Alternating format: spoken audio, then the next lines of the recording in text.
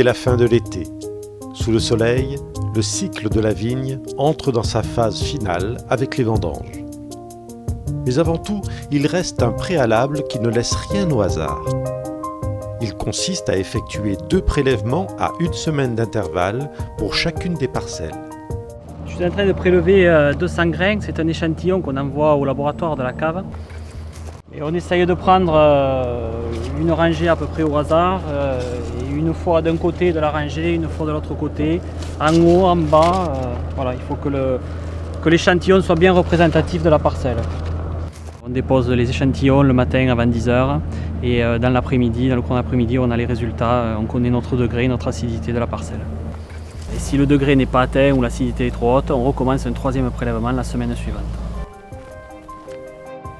Au laboratoire de la cave de Villeseclande, les références des prélèvements sont enregistrées. Propriétaire, numéro de parcelle, cépage.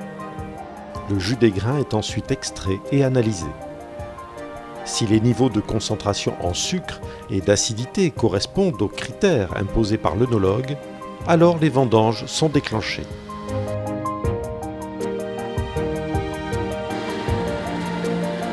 Généralement, les blancs sont ramassés les premiers, mais comme ils sont sensibles à l'oxydation, c'est la nuit qu'ils sont vendangés afin de profiter des températures les plus basses.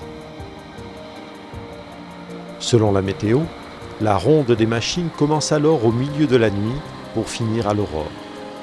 C'est une période éprouvante pour les vignerons. Groupés en coopératives, ils parviennent à se répartir le travail, conduire la machine à vendanger, assurer la rotation des bennes. L'esprit coopérateur ne s'arrête pas là. Bien souvent, ils se retrouvent au petit matin, en toute convivialité, pour partager le casse-croûte. Sur tout le territoire de la coopérative, l'activité est intense pendant un bon mois et demi, de début septembre à mi-octobre.